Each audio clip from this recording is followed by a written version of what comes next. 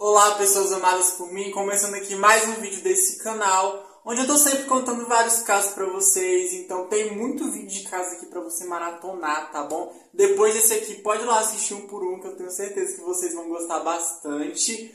Não esquece de me seguir nas outras redes também, pra você não ficar por fora de nenhuma novidade. Aproveita e comenta aqui pra mim, hoje eu quero que vocês comentem qual foi o caso mais misterioso que vocês já viram, né, que vocês conhecem. Comenta bem aqui pra mim, que aí as dicas de casos de vocês vão aparecer no nosso próximo Mural Insano. Como você já sabe, aparece aqui no começo de cada vídeo. E aí dessa vez eu quero uma coisa diferente, nome de casos muito misteriosos. Quem sabe, né, eu também não faça no caso que você comentar aqui. Não esquece de curtir esse vídeo logo agora, porque ajuda demais. Vamos engajar esse canal, vamos engajar esse vídeo, tá bom? Eu te peço, me ajuda aí, por favor. E é isso aí, aviso, entregue, recado dado, vamos pro caso.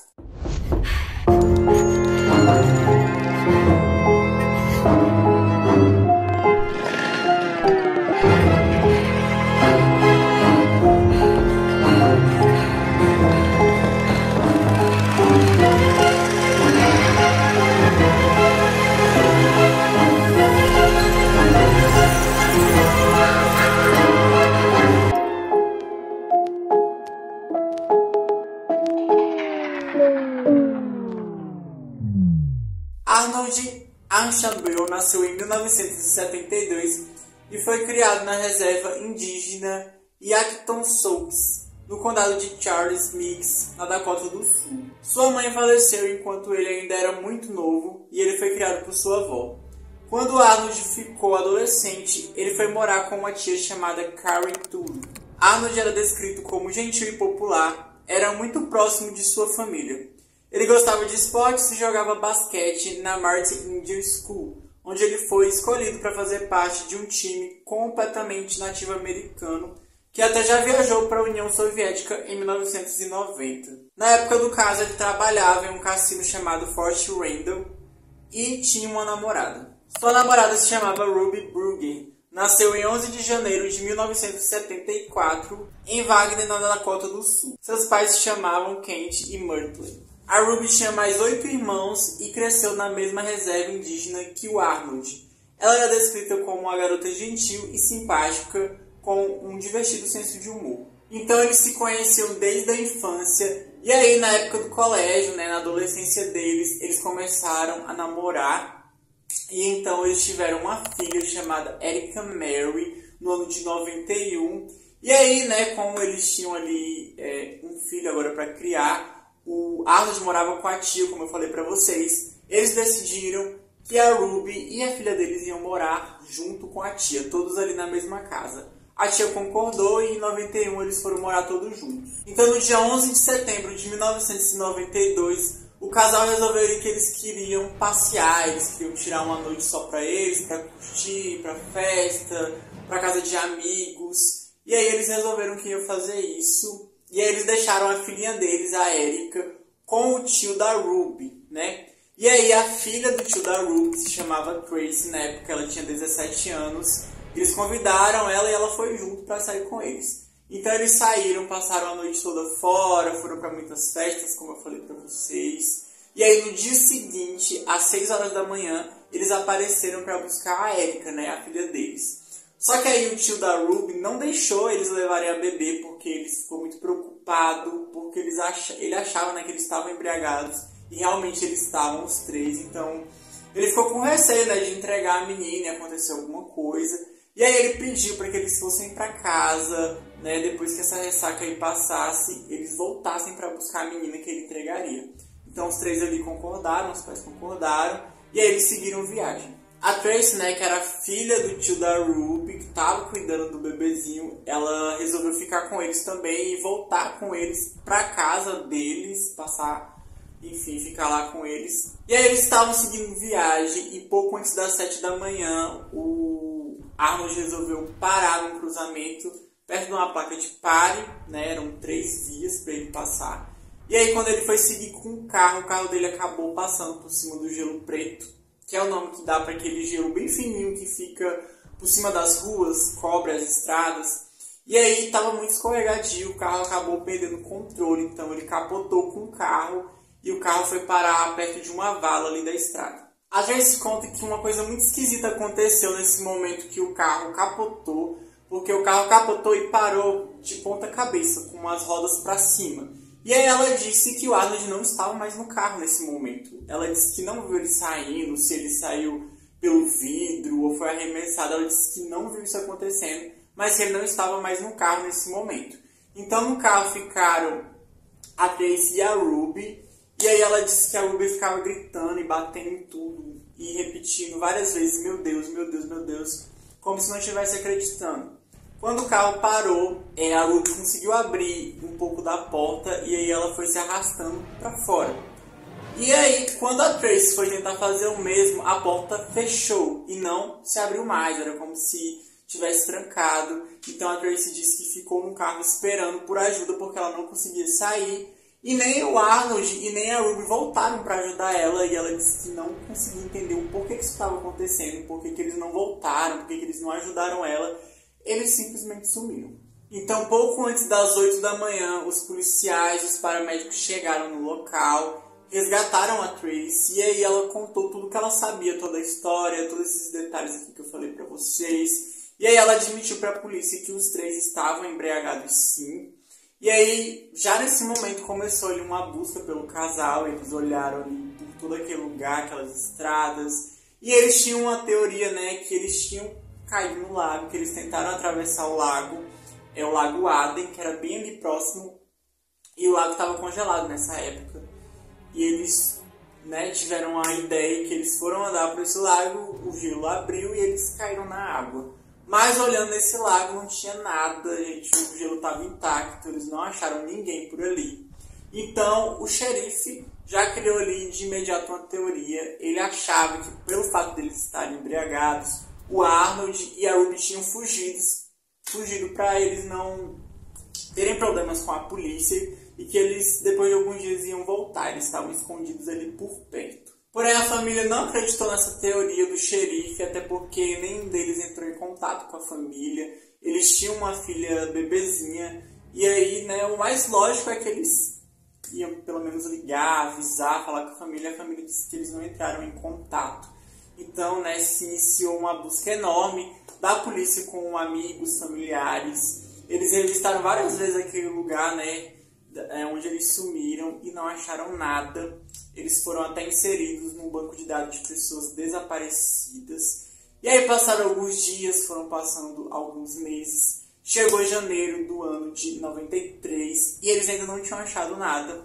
E aí nessa época começou o degelo, o gelo por ali começou a derreter. E a polícia tinha esperança deles serem encontrados, porque se os corpos estivessem na neve, no gelo, né, eles apareceriam por causa do derretimento, mas não foi isso que aconteceu. Surgiu uma testemunha, uma mulher disse que viu o casal entrando dentro de um carro indo ao leste do lago, e que aí eles entraram nesse carro, ela não viu mais nada, mas ela disse que era o casal. Só que eles não conseguiram provar isso aí, nunca levou eles a nada. E sempre aparecia uma testemunha ou outra dizendo que viu o casal em tal lugar. Teve uma mulher que disse que viu eles próximo do ano novo, perto de uma casa.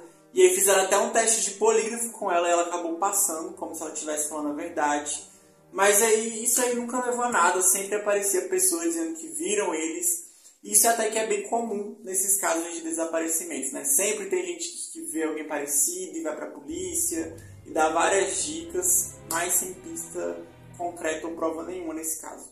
A família ofereceu uma recompensa de $1.000 para quem tivesse qualquer informação que levasse ao casal, e era muito estranho porque eles não achavam pista, a polícia não achava nada, nem um pedaço de roupa, nada que pudesse levar eles conseguiram achar.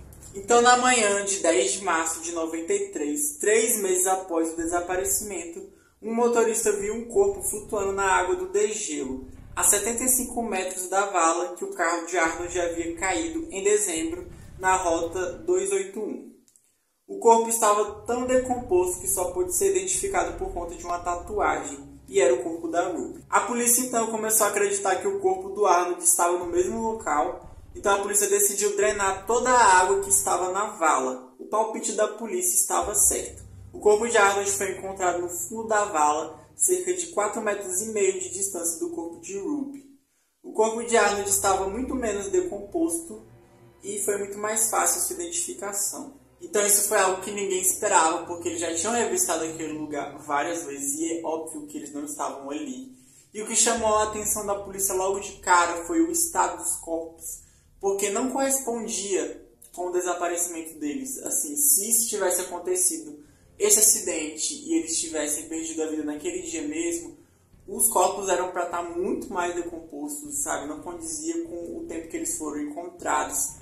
Também eles encontraram um tufo de cabelo que mais tarde comprovaram que era da Ruby, bem na beira da estrada. E esse tufo de cabelo também estava num estado que não correspondia a 3 meses, ele estava muito mais conservado, era bem mais recente. A Ruby estava vestindo as mesmas roupas do dia que ela desapareceu, né, no caso, só estavam faltando seus sapatos e o óculos dela. E o Arnold também estava completamente vestido, ele estava com sapatos, tudo tal, só que ninguém soube identificar se realmente isso eram as roupas que ele estava usando no dia que desapareceu, porque ninguém lembrava, ninguém tinha gravado ao certo quem viu, né, a roupa dele. E uma coisa bem curiosa também é que o corpo dele não estava congelado, como eu falei para vocês, o corpo dele estava mergulhado numa água congelada e o corpo dele não estava congelado, como se tivesse bem recente, né? A polícia encontrou 3 chaves no bolso do Arnold, uma correspondia a um carro e 2 pareciam ser chaves de casas. Só que essas chaves elas não correspondiam a nada que ele tinha, então não era a chave da casa dele e a do carro também não era do carro dele. E aí a polícia fez uma investigação ali com as casas próximas e essas chaves elas não eram de nenhuma das portas das casas e eles nunca acharam da onde essa chave era, elas abriam o quê? Como elas foram aparecer no bolso dele? Pra quê? Sabe? Era muito estranho. E fora essas chaves, não foi encontrado mais nada. Nenhuma pista, nenhuma evidência, nenhum rastro, nada que levasse a nada. Só essas chaves que ninguém sabia para que serviam. Os corpos então foram levados para Sioux Oaks Falls, onde o legista do condado de Minnehaha realizou as autópsias. Ele concluiu que nenhum dos 2 ficou gravemente ferido no acidente e que o casal morreu de hipotermia. No entanto, ele não conseguiu dizer quando exatamente eles morreram.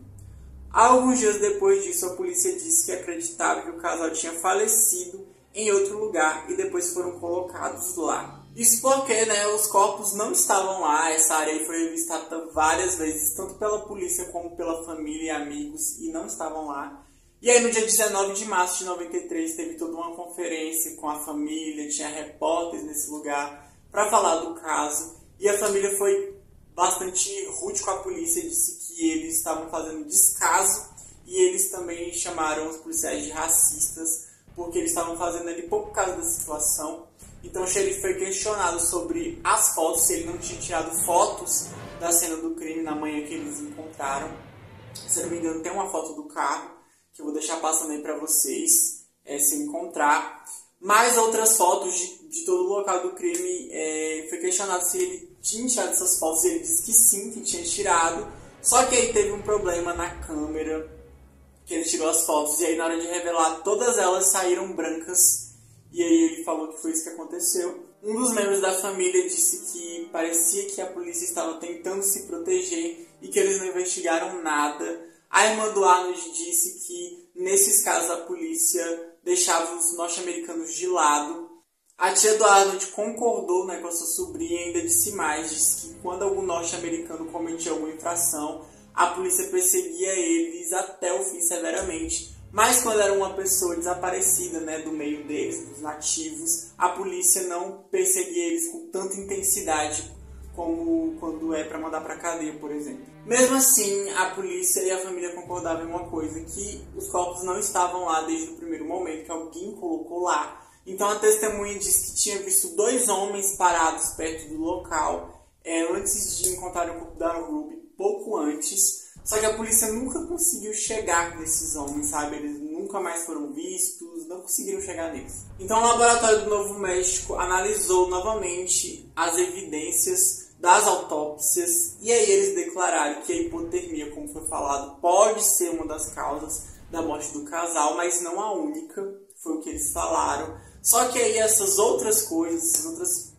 possibilidades nunca vieram a público, eles não quiseram falar isso publicamente. Então quem sabe dessas outras possibilidades é só mesmo a polícia. Então o FBI acabou assumindo o caso, só que aí 4 anos depois deles assumirem, eles acabaram encerrando o caso, porque eles dizem que não tinham evidência nenhuma, não tinham nada.